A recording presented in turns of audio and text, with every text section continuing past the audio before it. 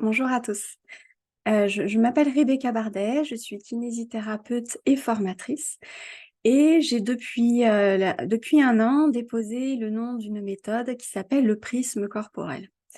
Donc cette méthode, ce n'est pas moi qui l'ai inventée, c'est plus une synthèse de plusieurs méthodes. Je me suis formée à la méthode Feldenkrais, par exemple, pendant plus de 8 ans auprès de différents praticiens et formateurs avec des formations longues. Je me suis aussi formée aux techniques d'intégration des réflexes archaïques avec Paul et Ludivine et je me suis formée à d'autres pratiques kiné. J'ai suivi un cursus de formation de kiné pédiatrique en France avec un DU en kinésithérapie, et des formations de kinésithérapie pédiatrique telles qu'on la pratique aussi en France. Et j'ai aussi d'autres formations, plusieurs formations dans plusieurs pratiques d'écoute corporelle active. Qui utilise un langage assez commun avec le Feldenkrais, une approche, une compréhension du corps assez commune, mais c'est des pratiques qui vont apprendre à faire le lien entre nos dimensions corporelles, nos dimensions émotionnelles et nos dimensions intellectuelles.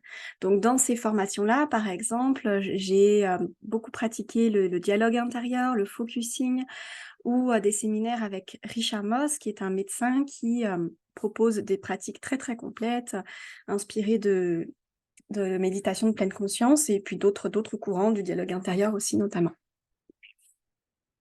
Donc, pardon. Le prisme corporel, c'est la méthode qui me permet de synthétiser toutes ces approches qui partent du corps pour soutenir l'émergence de nouvelles possibilités corporelles, mais aussi psychiques, comportementales, vraiment globales. Donc, c'est plusieurs pratiques qui partent du corps pour soutenir l'émergence de nouvelles possibilités dans notre quotidien. Voilà pourquoi j'ai déposé le nom de cette méthode, du prisme corporel, pour donner une direction à toutes les pratiques que je propose. Ensuite, le prisme corporel, c'est aussi des formations. Donc, c'est des séjours intensifs pour des enfants avec des atypies neuromotrices.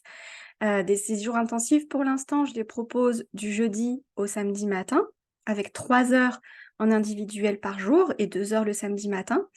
Et c'est des séances qui incluent toutes les techniques corporelles et aussi des techniques corporelles en extérieur au sein de la ferme pédagogique que j'ai aussi montée. Donc en présence de poules, du jardin, des poneys, voilà. Et comment le corps nous permet de nous ouvrir à la vie. Donc ça, c'est vraiment concrètement ces séjours intensifs. C'est vraiment concrètement comment incarner dans le quotidien que le corps, c'est pas juste un outil. Le corps, c'est pas juste pour bouger mieux. Bouger mieux, c'est aussi fait pour servir notre quotidien. Donc les enfants, je parle beaucoup de bouger mieux pour mieux jouer. Mieux bouger pour mieux jouer. Pour les professionnels, je propose aussi tout un cursus de formation qui va continuer de se développer dans les prochaines années. Puisque à terme, je suis en train de faire construire un bâtiment. C'est mon compagnon qui s'occupe de construire ce bâtiment sur la route. Et à terme, j'aimerais avoir un cursus de formation complet sur 3 ans à toutes ces techniques neuromotrices appliquées à différents domaines.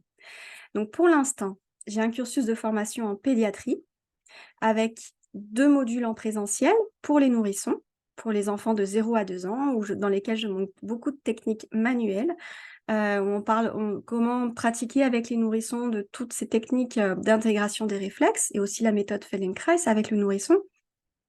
Et j'ai aussi une formation en ligne qui se déroule sur 1 an avec le contenu disponible sur 1 an et des lives réguliers, des réponses aux questions permanentes. Et cette formation en ligne, c'est les mêmes techniques, mais orientées plus pour les enfants de 2 à 8 ans. De 2 à 8 ans parce que dans mon cursus, j'ai trouvé très peu de formations pour cet âge-là. C'est un âge qui est très difficile à prendre en charge en kiné parce qu'on ne peut pas leur demander de participer comme aux enfants plus grands. Et personnellement, je trouve que quand on arrive à travailler avec ces enfants de cet âge-là, on peut travailler avec tout le monde. Ils nous apprennent énormément. Donc j'ai choisi de cibler cet âge-là, mais en fait, les techniques que vous verrez pour ces âges-là, ils sont adaptables, bien sûr, aux enfants plus grands. Donc ça, c'est le cursus pédiatrie. 2 modules en présentiel pour les 0 à 2 ans et 1 module en ligne pour les 2 à 7 ans. Mais c'est la même méthode, les mêmes approches. Ensuite, j'ai développé un autre cursus pour la douleur chronique. Donc là, j'ai commencé avec une formation en ligne qui est aussi sur 1 an, avec un continu de plus de 20 heures, toujours par la même méthode, la méthode Feldenkrais, et techniques d'intégration des réflexes archaïques, et des lives réguliers, adaptés au domaine de la douleur chronique. Dans cette formation, j'inclus beaucoup plus de pratiques d'écoute corporelle active, parce qu'on va à la fois travailler le côté corporel, le côté somatique, et toute la relation à la douleur, et tout l'aspect émotionnel de vivre avec la douleur chronique. Donc c'est une formation qui est très complète, qui travaille déjà directement sur tous les plans de nous, êtres humains, des plans corporels, les plans émotionnels et les plans, et les dimensions intellectuelles. Donc ça, c'est un deuxième cursus de formation avec pour l'instant une formation en ligne et au cours de l'année 2024, un module en présentiel qui va arriver pour continuer d'aller plus loin dans ces pratiques-là avec les patients douloureux chroniques. Ensuite, pour l'instant, j'ai une troisième formation, enfin un troisième domaine de formation, qui est l'accompagnement des professionnels de santé à créer leur propre modèle de santé. Donc moi, par exemple, j'ai senti à un moment donné que la pratique de cabinet était trop limitée pour moi. Un patient par demi-heure, je manquais de temps, je pouvais plus du tout faire tout ce que j'avais envie de faire avec mes patients. Et aussi, c'était juste le cabinet où je me sentais c'était pas juste une histoire de temps. Pour moi, personnellement, j'avais pas juste envie de rallonger la durée de mes séances, j'avais envie de proposer plus. Et c'est ça qui m'a motivée à ouvrir une ferme équestre et j'ai juste un statut de cotisant solidaire, c'est juste une structure juridique qui me permet de pouvoir intégrer mes soins dans un autre environnement et de travailler la sensorialité, la motricité dans un autre environnement dans le quotidien direct, on va dire. Pas dans une situation un peu plus artificielle qui est la séance de kiné, dans du concret, quelque chose qui donne du sens à pourquoi bouger mieux. Et cette structure équestre aussi, elle me permet aussi de faire venir une monitrice d'équitation et de co-animer avec elle des séances de kiné avec le cheval. Donc ça, c'est mon modèle à moi. Mais maintenant, j'ai créé une formation pour accompagner les professionnels de santé à créer leur modèle, leur forme, leur cadre professionnel pour vraiment à la fois servir au mieux leurs patients,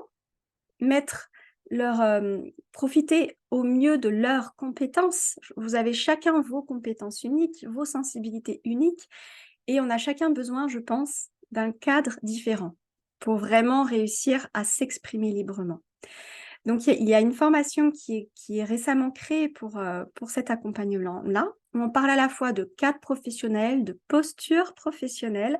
Donc il y a beaucoup de pratiques d'écoute corporelle active liées pour développer une meilleure connaissance de soi et pour laisser émerger cette nouvelle forme. Donc il y a aussi du contenu théorique sur quelles sont toutes les formes possibles en restant conventionnée ou pas. Moi, pour l'instant, je suis restée conventionnée. Et j'ai entièrement le droit de communiquer sur les réseaux sociaux. Voilà, mais après, il y a des manières de le faire et tout ça, c'est ce qu'on aborde dans la formation. Comment créer son modèle professionnel, sa structure et comment communiquer dessus pour ces personnes-là qui veulent se spécialiser plus dans un domaine, en tout cas valoriser plus leurs compétences. Donc voilà 3 orientations dans mes formations différentes, qui sont le domaine de la douleur chronique, la pédiatrie, la neuropédiatrie plus spécifiquement, et l'accompagnement des professionnels de la santé. Je vous remercie beaucoup pour l'attention que vous portez à l'ensemble de ce projet et vous trouverez sur cette chaîne YouTube des vidéos sur chacun de ces thèmes, la douleur chronique, la pédiatrie et le développement de votre propre modèle professionnel.